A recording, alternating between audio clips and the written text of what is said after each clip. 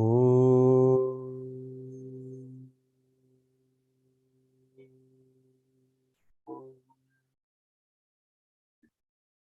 Om.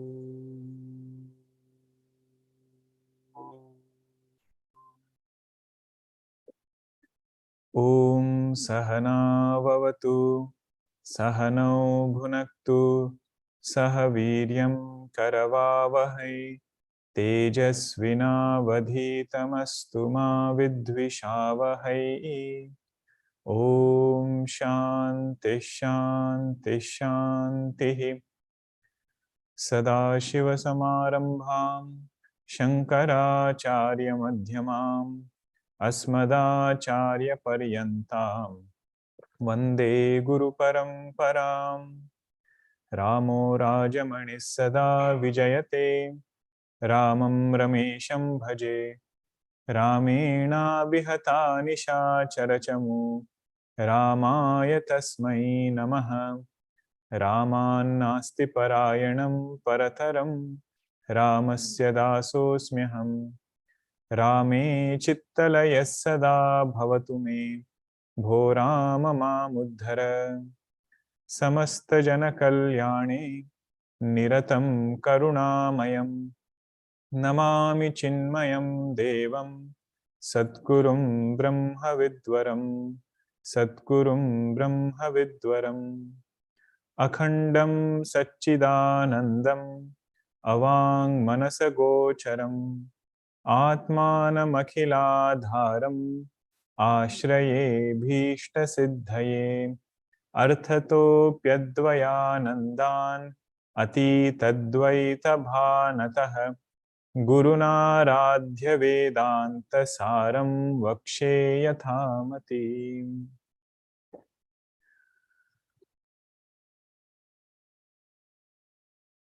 Hari Om. In the last session, we had seen the portion of Vishesha Adhyaropa. We started from Putratmavada all the way until Shunyatmavada. The last three darshanas being Prabhakaramata, where they said Atma is Ajnana Rupa. Then came Bhattamata, who said Atma is Ajnana Upahita Chaitanya. And then came Shunyavada, which said Atma is Shunyam. The three matas, with that we had concluded Vishesha Adhyaropa Prakriya, and Vedanta had come to refute Shunyavada. But Swamiji over here, he also gives logic and Shruti mantra to refute other darshanas also. That is the mantra, that is the shloka we were seeing, 134th, where every word is there to remove some erroneous notion about Atma, which has been concluded by other darshanas. So if you flip the page on page number 98 in the English footnotes, so Swamiji also has given here the quotations. So for example, Pratyak word has come, right? So he has mentioned from which Upanishad it is. Kaschid dhiraha pratyagatmana maikshata. Did you all find it? Page number 98.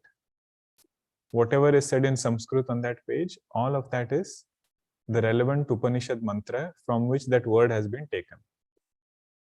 Okay, so very nicely it is given, 98 and 99. You can refer to it later, or right now let us just look at the mantra again. We chanted it already. So Kincha, moreover, what is the nature of Atma? He says Atma is Pratyak. It is not outside. It is the innermost self. That is Atma. So when I say Pratyak, whatever notions I have about Atma outside, or it could be notions about Ananda outside, that notion should be shifted to the right place. That is the meaning of Pratyak. Then came Asthula. Atma is without Sharira. It is not gross. It is without a physical body. So which darshana is negated? Dehatmavada. Achakshuhu. Achakshu means it is without any sense organs. So Indriyatmavada is negated. Apranaha. Atma is without prana. So Pranatmavada is negated. Then Amanaha. Atma is without mind. Means in Atma, mind cannot appear with the same degree of reality. In that way, so it is Amanaha. So Mana Atmavada is negated. Now imagine if a student has to really negate these vadas in the mind. One is he needs a lot of vairagya, needs a mind which is able to do this thinking. And second is he needs that single pointed or wholehearted Shraddha in Upanishad mantra. If Upanishad has said Atma is Amanaha, he says, I will align my understanding with Upanishad. Not the other way around, because you can have sufficient logic also to prove that mind alone is Atma, like how it was shown over there, right?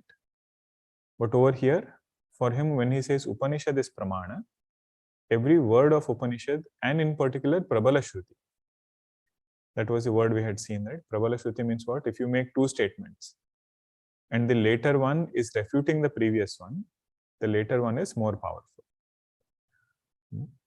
But because Atma is Amanaha, doesn't mean mind will stop appearing. That is the beauty of Vedanta.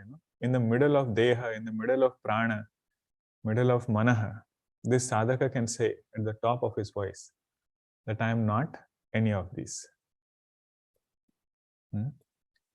Why? Because they are Vishama Satta. Vishama Satta means different degrees of reality. They can very well coexist, but one is real, Atma, Anatma is unreal. Amanaha, then comes Akarta. Atma is not doer. It doesn't do any action, nor does it get karma phala of any action. Na hanyate hanyamane sharire. Atma doesn't do any action. He says that is why it is Akarta. Which darshan is it refuting? Kshanika Vijnanam. After Mana Atmavada, Kshanika Vijnanam had come. They said Buddhi is Atma. So Buddhi means Karta. Karta is Atma. But Upanishad say Atma is Akarta. There is no Kartrutva in Atma. If at all I feel Kartrutva in myself, that itself is Adhyasa. Now you should remember, we should not negate all these things in some Atma. What is being said here is you are Atma.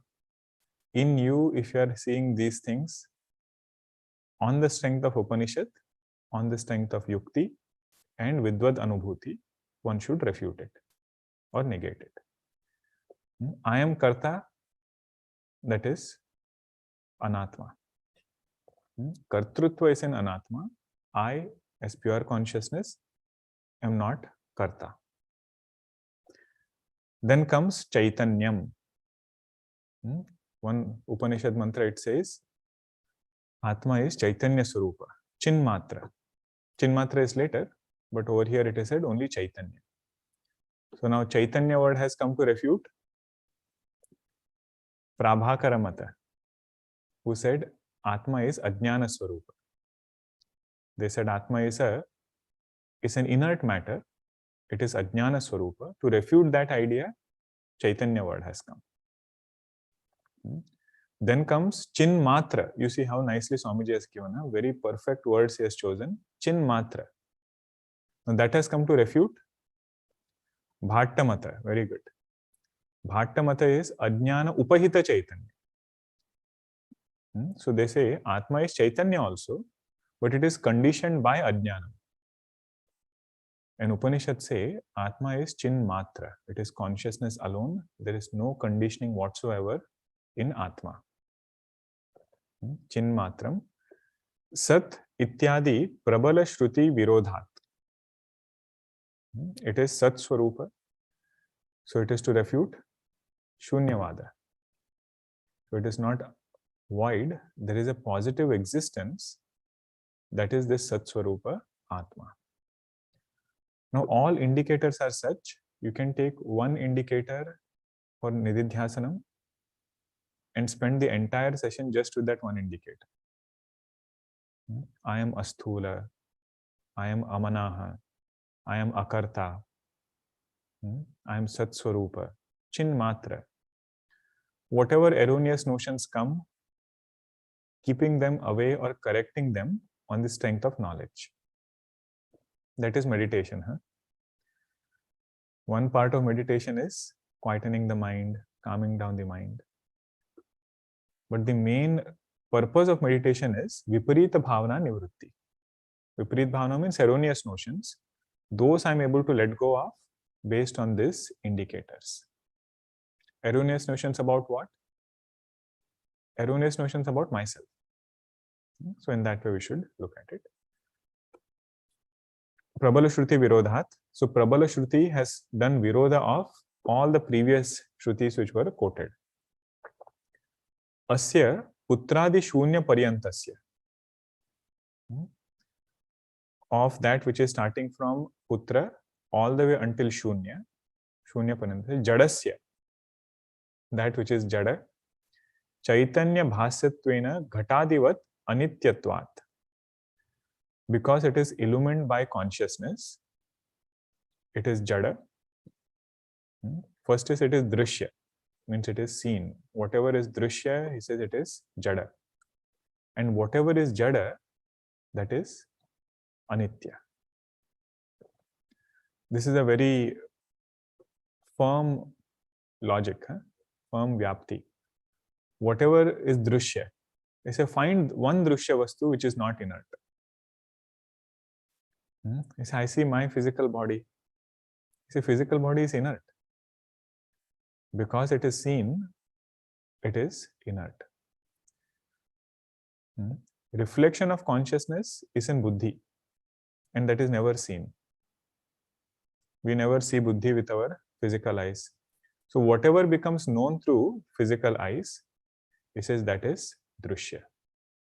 Whatever is Drishya, it is Jada. Whatever is Jada, it is Anitya. Now this logic is very nice on paper again. We have to again and again keep reflecting on this and understand it in the right context. If something is Jada, it is said that Jada can never be Ananda Swarupa.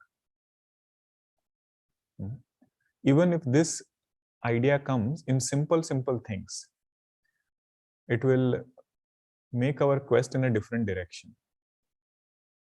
In particular, whenever some object fascinates, let us say there is a new phone that I really want to buy, this idea should come to my mind. Jada Vastu can never give Ananda. One Mahatmaji would say, even if let us say you assume that Jada Vastu gives Ananda, it doesn't, but he says, let us say you assume that way. Where are you seeing that Ananda? Outside or inside? He said inside. So even if Ananda has to come, it has to come inside only. It is not staying outside. Then you inquire even inside, where did it come from? It will trace you, it will take you back to Atma only. He says in this entire creation, there is not even a single thing which has Ananda as its Swarupa. Swarupa means inherent nature. Inherent nature of Ananda is of Atma. In that Ananda only we see all other Anandas. Just like in the light of sun, all other lights are illumined. Finally, you trace back where is the source of light, it will go back to sun only. So he says this is the nature of Ananda. And whatever is Anitya, he says that cannot be goal of life. Because Anitya Vastu is going to modify one day, it is going to perish one day. And if I am seeking Paramananda Prapti, and my Vastu itself is Anitya, that is not going to give me Paramananda. This has to get firmly imprinted, and in all our Vyavahara, this logic should keep guiding us. Jadasya Chaitanya bhasyattvena ghatadivat anityatvat aham brahma iti vidvad anubhava prabalyachya. Now Shruti is given, Yukti is given, now Vidvad Anubhuti. What is Vidvad Anubhuti? Aham Brahma iti. Remember, Vidvad Anubhuti is not I experience something extraordinary. Vidvad Anubhuti is not there was some mystic thing which happened which nobody can get, but I got it.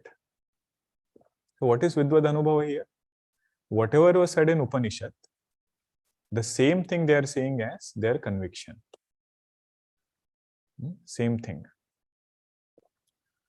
There was one student, who went to teacher on the last day. Not Galava, what we saw in Ramcharitmanas. He went to teacher and said, I want to give Guru Dakshina. What can I give? The teacher said, your best Guru Dakshina is don't fall back on your erroneous notions. Means if you have been told you are Brahma, strive to attain this conviction. Don't go back into thinking you are Jiva. That much you do, everything is done. So that is this Vidvad Anubhava. They say Aham Brahma iti. Now remember, this Vidwan group which is there, right? It is never in majority.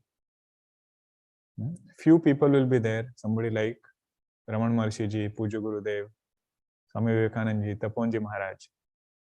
But their Anubhava counts much more than any other Anubhava. Samanya Anubhava that we have is I am this person, I am this Jiva. But few Vidwans are there who are saying, you are not Jiva, you are Brahma. Brahma is not another person. Whatever Brahma Lakshanas are there, those Brahma Lakshanas, they have owned up as their own. Creation has emerged from Brahma. What will be the statement here? Creation has emerged from me. This whole creation is sustained in Brahman, in consciousness. This Vidwan can say, this creation is sustained in me. Creation dissolves back into Brahma. This Vidwan can say, creation dissolves into me. Just like waking state, dream state and deep sleep state happen at Vyashti level, Samashti level also the same thing happens. Creation comes, it is sustained, it dissolves back into this Chaitanya which is me. That is Vidvad Anubhava, and our sadhana is to tune our Anubhava to their Anubhava. But it will not get tuned by repetition. It will get tuned first with purity of mind. Vidwan, there were two qualities, right? One was purity of mind. Second was clarity of knowledge. Mukura malina aru nayana bihina Rama rupa dekehi kimidina. If mind is impure and I don't have Upanishad Pramana, Goswamiji says that person cannot see Bhagwan Rama.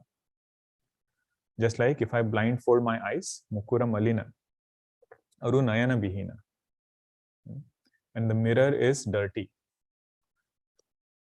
Mirror is dirty and I blindfold my eyes. I can't see my own reflection. So he says cleaning the mirror is Chitta Shuddhi.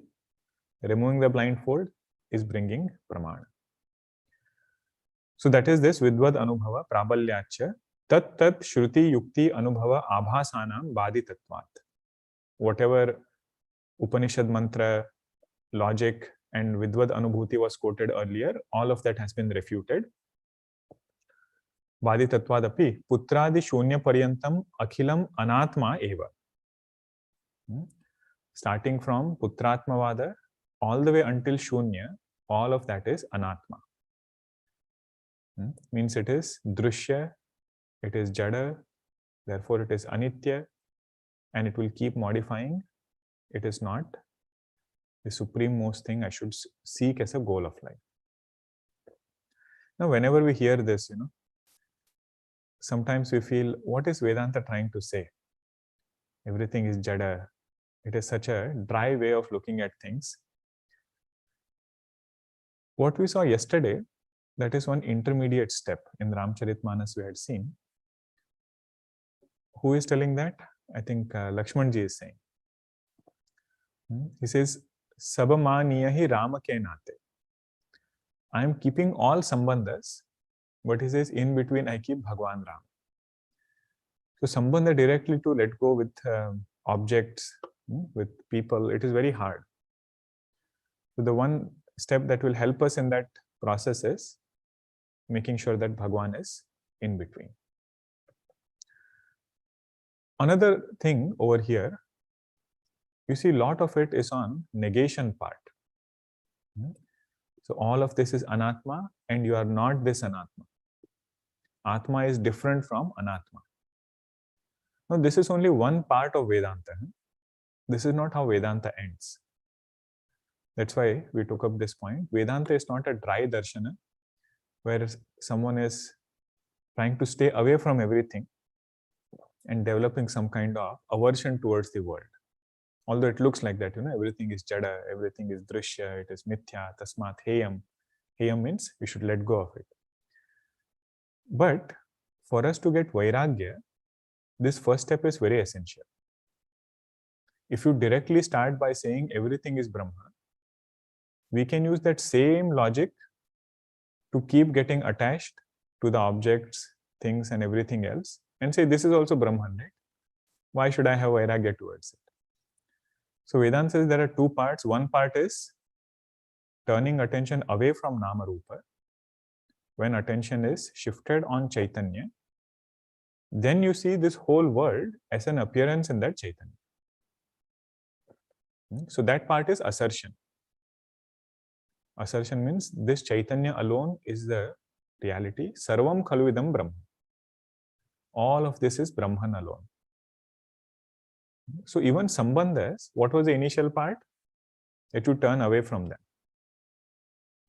But later on, this Mahatma says, I alone am appearing as all sambandhas. Raman Maharshi ji used to communicate this through a very beautiful story. Same point, that I and you, they are not two different things. Although in beginning what was said, you is Drishya and I is you yourself. So stay away from that Drishya, come to I. So he would tell a story of a master whose name was Ribhu. And his student, disciple, his name was Nidada. Nidada and Ribhu, these were the two. Teacher's name was Ribhu, Nidada was the disciple. And Nidada, in spite of teacher teaching him Vedanta, he would listen, but he would not buy it right away. Means it would not appeal to him. Mind was still stuck in other things. This happens, even in Uttarakhand, Goswamiji says this. Kakabhushundi ji tells, my teacher would again and again tell me that you are Brahma, you are not a Jiva, you are Brahma. But still my mind would say, not right now. I might be Brahman, but right now I am a Jiva. Later on I will see about your Nirguna Upadesha. So he said this Nidada was like that, and finally one day he graduated and lived in a nearby village, and he lived a life of a good sadhaka, doing his sadhanas and everything he was doing well, but Vedanta he would not listen to. Everything else he was doing. But this teacher loved him so much that in between he would go and visit him. In between he would go in different disguise and see how does his student live when teacher is not looking. Very scary, huh? He would go and do that. In a disguise he would go and see how does he respond. How does he talk to others. All of that he would see. So one day he goes and says, it looks like there is some procession going on. Do you know whose procession it is? He goes in a disguise. Ribhu goes in disguise. So Nidada says, his name also is very interesting. Nidada. You have to pay attention. Nidada, he says, this is a king's procession going on. That is why you are seeing all this noise. He says, king, but I see so many things here. Who is the king? He says, can't you see there is an elephant and there is a king? So king is going on the elephant. He is our king. He says there are two things again I see here. There is elephant also, there is king also. Which one is king and which one is elephant? He gets really frustrated. He said, whatever is above, that is the king. Whatever is below, that is the elephant. By this time, he asks few more questions about above and below. So he gets thoroughly frustrated. He said, you come here. I will demonstrate it to you. You sit down. I will sit on top of you. Now you see, I am above and you are below. So now he catches, Ribhu, he says, okay, can you please tell me what is this you and I? Can you prove you independent of I?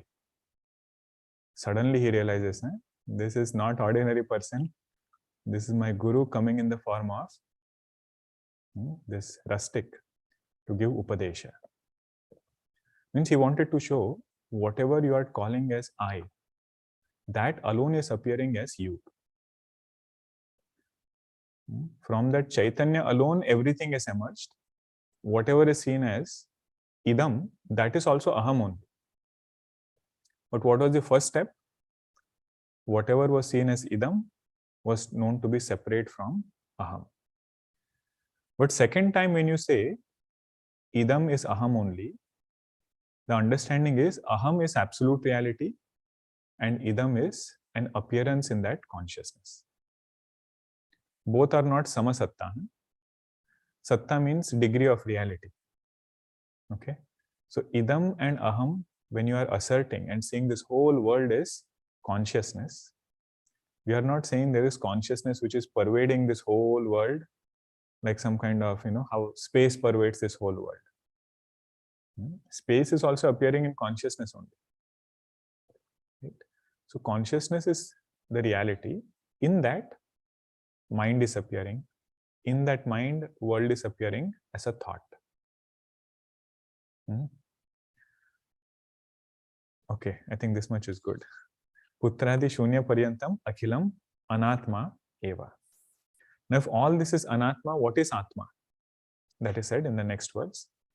Ataha tattad bhasakam nitya shuddha buddha mukta satya swabhavam pratyak chaitanyam eva atma vastu iti Vedanta Vidhvath Anubhava. So all of this was anatma, whichever was drishya. Now what is atma? He says ataha tattat bhasakam. The illumined is anatma. The illuminator is atma. Tattat bhasakam nitya shuddha. That Chaitanya which is ever pure. If at all there is any impurity which is seen, he says that impurity is adhyasa. Either at mind level or in the world, whatever it is Chaitanya is nitya shuddha. There is no impurity in Atma.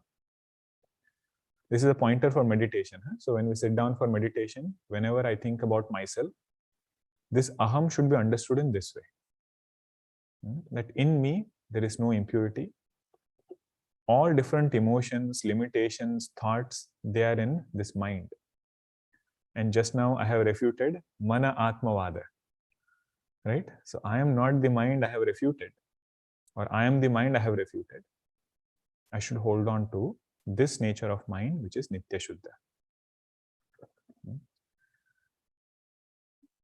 And nitya buddha. This nitya word should go with everything. I am ever of the nature of knowledge. Never was there a time when ajnanam has touched. Maya has not touched consciousness. That is why it is nitya buddha. Then nitya mukta. It is not one day I am going to get liberated. As Chaitanya, I am ever liberated. Then what is this thing which came in time? He said, there is nothing which came in time. If at all I think moksha comes in time, that is Vipareet Bhavana. That I was ignorant. Then one day, enlightenment, happened. From that day onwards, I'm enlightened. So enlightenment is of this nature, to know that I'm Nitya Mukta. Because if it has come in time, there will be fear of going away also. Anything is like that, right? Whichever is born should die. Whichever comes in time, goes away also in time. So if moksha also came in time, it's only a matter of time. It will be back to square one. But you see, sometimes our anubhava is like that, We feel when I went to that place, when I attended satsang, everything was clear. But later on, I felt everything came back. So is it bound by time again, that at one point it is moksha and again it is going backwards? This is no. We should understand the right perspective of moksha. If it has clearly taken place, that knowledge, and sadhaka has put forth effort to protect that knowledge. Initially, knowledge is like that small sapling. You have to protect it a lot from all other thoughts, from all other Vipareet Bhavanas. And sufficient reflection is done on that one. This is that knowledge which arises, that is like fire. That fire can burn all of this ignorance. Okay, that is Nitya Mukta, Satya Swabhavam. Satya Swabhavam means that which doesn't get negated at any period of time. Satya means that. Pratyak Chaitanyam, that which is innermost. Pratyak Chaitanyam eva Atma vastu Vedanta Vidhvath Anubhava. This Chaitanya alone is Atma. This is Anubhuti of Vidwan. Again and again that word is coming. Anubhuti, Vidhvath Anubhuti. But what is Vidhvath Anubhuti? That I am Nitya Shuddha, I am Nitya Buddha, I am Nitya Mukta. Bhagwan Shankaracharya ji in one place, he gives one example. He says, I am the water and all my experiences are like the waves. No matter how big the wave was, one was big, one was small, one was very in between size. He says they come and go, nothing happens to this water. So different anubhava comes and goes, nothing happens to the illuminator of that experience, which is Chaitanya. He says different avasthas come and go. Jagrat comes, Swapna comes, Sushupti comes. But they are Drishya, I am Drashta, unaffected by the three avasthas. So like this, he gives different examples. Physical body went through different avasthas. It was a child, became a youth, adult. All different stages came. He said just like the waves came and went, nothing happens to the water. Different avasthas came, they will go away, nothing happens to me, the consciousness. So what is consciousness? That which pervades all three avasthas. That which pervades each and every experience. That is this Chaitanya. One of the name of Divine Mother is Tripura Sundari. Pura means city. Tripura means three cities. That which makes the three cities beautiful, that is Divine Mother. Tripura Sundari. Sundara means beauty. So what are those three cities? Three avasthas. In Jagrat, in Swapna and Sushupti, it is that Chaitanya alone which makes those three avasthas beautiful. In Sushupti, we can understand that, right? Ananda in Sushupti doesn't come from that avastha. Because avastha, what is the conditioning there? Ajnanam is the conditioning. Ajnanam is the conditioning. So in Ajnanam, there is no Ananda. Ananda is nature of Atma only. It got reflected in in Ajnana Avastha. In that conditioning, it got reflected. In Swapna, if we have a good dream, Bhagwan walking with Lakshmanji, Sitaji, or some kind of dream which is sattvic in nature, even in dream we get Ananda. Right? It is the same Ananda. Tripura Sundari, same Ananda which gets reflected in Swapna Avastha. But in waking, very difficult. Because this mind is so active, it fails to recognize the source of Ananda itself. Completely missed, it is looking somewhere else, searching in some other direction. So that is one name of Divine Mother, Tripura Sundari. Evam Adhyaropa. Evam Adhyaropa. In this way, we complete the portion of Adhyaropa. We started from Samanya Adhyaropa. Now, what was the main purpose of this whole chapter? The main purpose was to systematically define those errors which have already committed. Okay? Because nobody has to come and tell us and do Adhyaropa to say that you are a person. You are a man, you are a woman. We don't have to go to some darshana and study. Right? This Adhyaropa was already there. But then Upanishads came, Shastra came and said, you are not only a person, you also have Sukshma Sharira. You also have Karana Sharira. Not only you have sense organs, you have something called as Jnanendriya, you have something called as Karmendriya. So like this, it was systematically defined. So that was the first reason why Adhyaropa was done. But after that, it was said, look at all these things in this creation, including your body. All of it has emerged from consciousness. So when you see the effect, remember the cause also. Okay, that is another important facet of Adhyaropa. What was the first one? Systematically redefining what I've already misunderstood. I think I'm a person. Shastra comes and says much more about who this person is. I think this is world. Scriptures come and say, world is not only this, there are 14 worlds. Chaturdasha Bhuvanani. So much of depth is given to things which I've already taken for granted, that this is who I am. Because when Apavada is done, it should not be just to one part, that I negate this world, but I think Swarga is real. Right? First, I should at least know there is Swarga, and then Apavada will be of everything. Okay, so those were two things. One was systematically redefining what I've already misunderstood. And second is tracing back their origin to consciousness. From consciousness alone, all these things have emerged.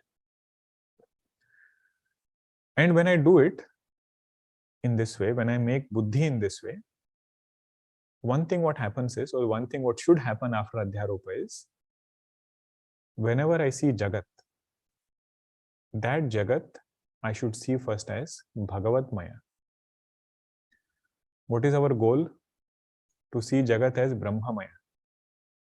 Brahma-maya means as an illusion, as an appearance, as a projection in consciousness.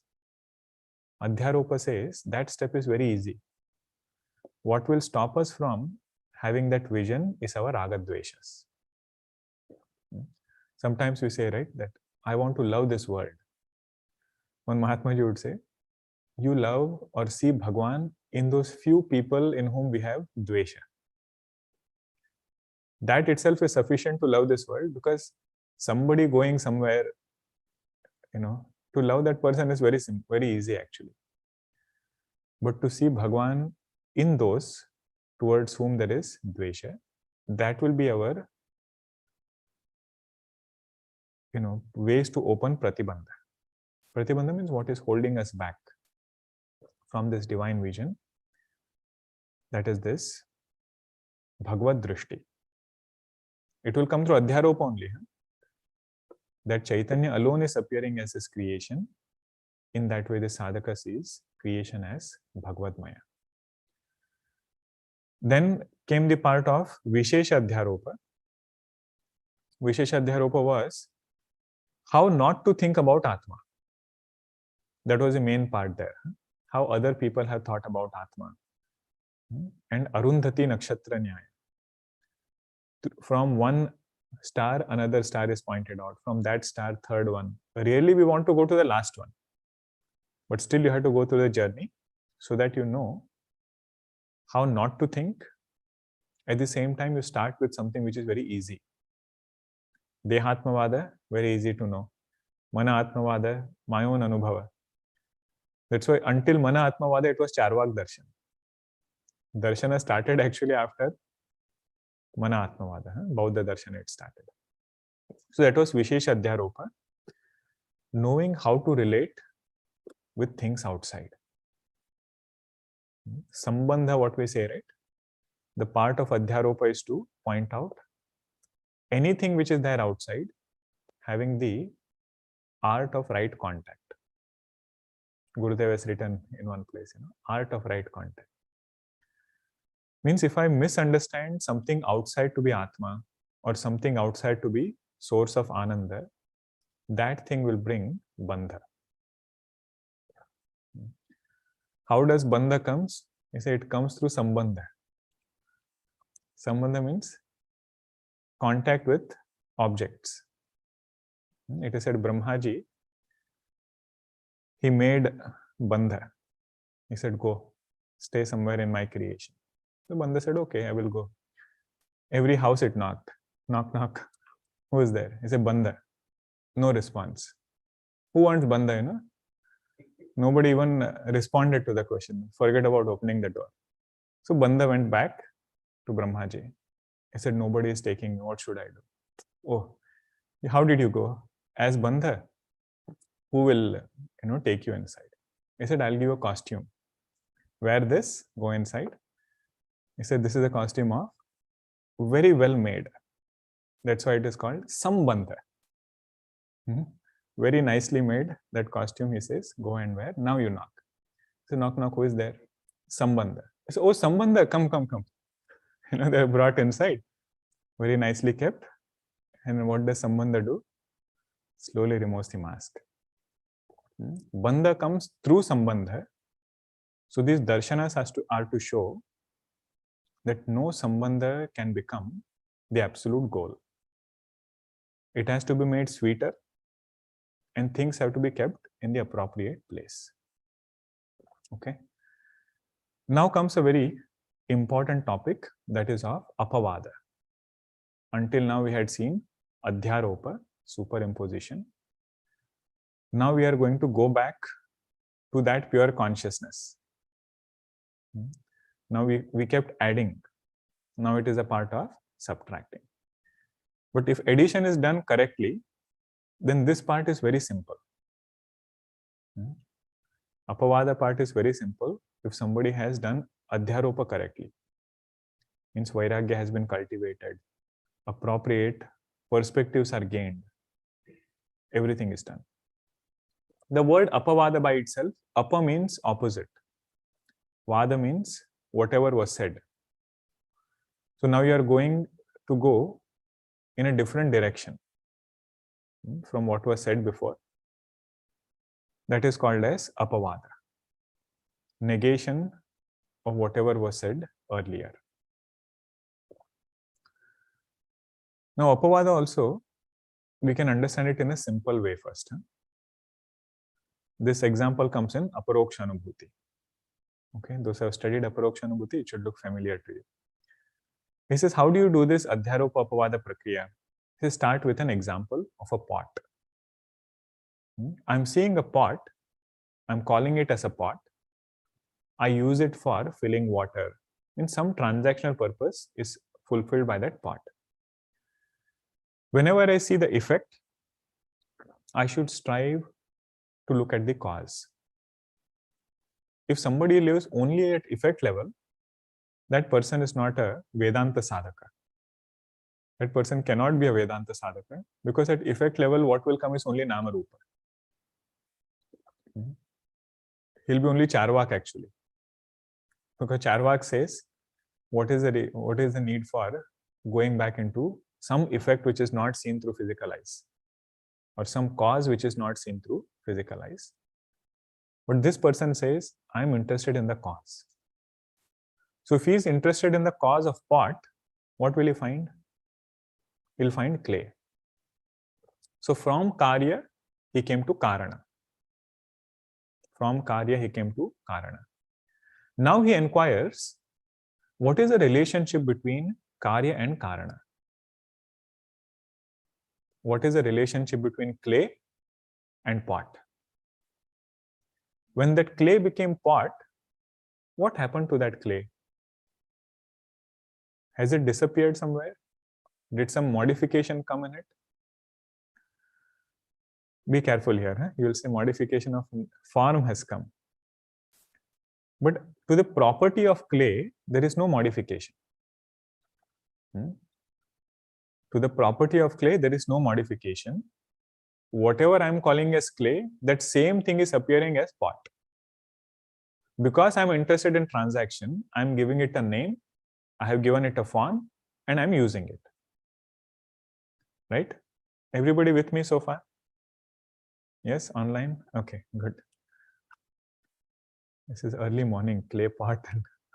But this is a very important point. For Apavada, it will become very easy. Shankaracharya ji has given this example. What was the first step? He saw the pot. Then he was interested in cause of the pot. So from Karya, from the effect, he shifted attention to clay, which is the cause. Then he inquired into what is the relationship between the cause and effect. Then he came to know it actually has not become two. It was just my attention. It was there on Nama Rupa. That is why I thought pot is Karya and clay is Karana. Pot is effect and clay is the cause. What is really there is only clay. There is nothing else which is added because of that thing being a pot. It is appearing differently, no doubt, but substance which is there is only clay. Now, if there is only one thing, why even call the second thing as Karya? Second thing which is come as Karya, there is only one thing, right? Why even call that thing as Karanam? You can call something as Karya Karanam, cause and effect, only if there are two things. If there is only clay, why even call it as Karanam and pot as effect? This is dissolve that effect into the cause. What is there is only this clay. This is the absolute truth. The process of how to go. First, what you did is Adhyaropa. That you took the pot name and form and you said there is clay and there is pot. But then you are doing Apavada, where you are trying to see what is the Karanam. So from pot, you come to clay, inquire into the relationship. What kind of relationship is it between the effect and the cause? You realize there is no cause-effect relationship actually speaking. There is only one entity appearing differently. This is remove all the titles now. If there is only one entity, don't call that entity as cause. Whatever remains, that is the truth. Karyehi karanam pashyet, paschat karyam visarjayet, karanatvam tato nashyet, avashishyet bhavet munihi. Avashishyam bhavet munihi. So this you have to apply now for creation. Don't apply only for pot. First, when I saw the world, I said world is an effect, it should have a cause. World is an effect, it should have a cause. Just like pot is an effect, it should have a cause which is clay. So now I try to search the cause of this world. When I see the world, what is the first thing I find? Nama Rupa. So you say, where did Nama Rupa come from? Nama Rupa is nothing but 5 elements only. What I call as this harmonium, you see, that is just wood. Harmonium is only a word. This might have other elements also involved. Different elements are mixed together, but he says what is really there is only Panchamahabhuta. Panchikruta Panchamahabhuta. Grossified 5 elements, they are only there. Now to come to this point only, it needs lot of sadhana chatushtaya. To come from where to where? To come from Nama Rupa to Panchamahabhuta. Because mind doesn't go in that direction. Nama Rupa is so appealing, it takes our mind away. But sadhaka, sadhana chatushtaya, he is able to do this. From name and form, he comes to Nama Rupa. No. From Nama Rupa, he comes to Panchikruta Panchamahabhuta. From Panchikruta, he goes to Apanchikruta. Subtle elements. How does he go? He just observes what is happening here. Whenever we see an object, sense organs take only Apanchikruta Panchamahabhutas. Although they are Panchikruta Panchamahabhuta, by the time you have perceived it, what is going inside is Apanchikruta only. It's very beautiful. Eyes will take only form. They will not take any other sense object. Although I might be seeing an apple, what eyes are taking is only Apanchikruta Panchamahabhuta of Rupa. Hands are taking sparsha. Nose is taking fragrance, and so on. This is okay. Panchikruta is there. It has come from Apanchikruta. Panchikaranam process, you remember. Panchikruta has come from Apanchikruta. Even those ungrossified elements, they have come from Maya. And Maya is something which is appearing in Chaitanya. So like this, it traces back. He says, from this Chaitanya, this entire creation has come. So how he dissolved pot into clay. In the same way, now he has to dissolve creation into consciousness. Now he inquires into nature of that consciousness. And he says this consciousness is nirvikara. It cannot modify. There is no change that can come in this consciousness. So whatever has emerged from a non-modifying entity, no real emergence is possible. No real emergence is possible. It is only an appearance. With this, he says, now what is the relationship between cause and effect? Whatever is the effect, that is not actually emerged. It is not an independent entity. It is the cause only. It is only an appearance in this cause. So why even give this title of cause if there is only one thing? So what remains finally is pure consciousness. This is a systematic prakriya. It might look very technical in the beginning, but once we hold on to it, once we reflect upon it, lot of things will open up even in our meditation. This one prakriya in meditation, one technique in meditation is called as laya prakriya.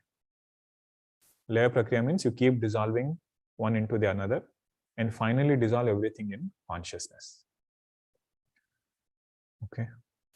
But whenever we discuss this, Apavada and everything, it really looks very academic. That something is there, something dissolved. It hits us more when we put ahankara in this jagat. We brought all nama rupas, right? We dissolved nama rupa into panchamahabhuta. Now when I include this sharira in panchamahabhuta, it hits us more. Means it will work more. We are not interested in doing apavada of jagat. We are mainly interested in dukkha nivrutti, ananda prapti.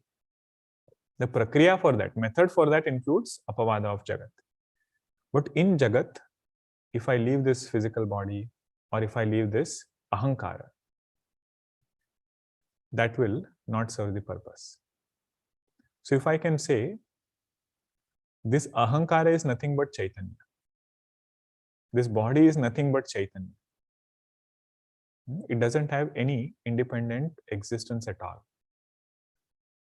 That is when Apavada will really work. Another important thing is, what do I have to do to shift attention from pot to clay?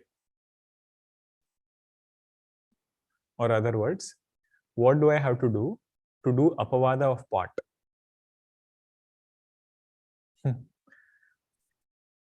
The beauty is I don't have to do anything.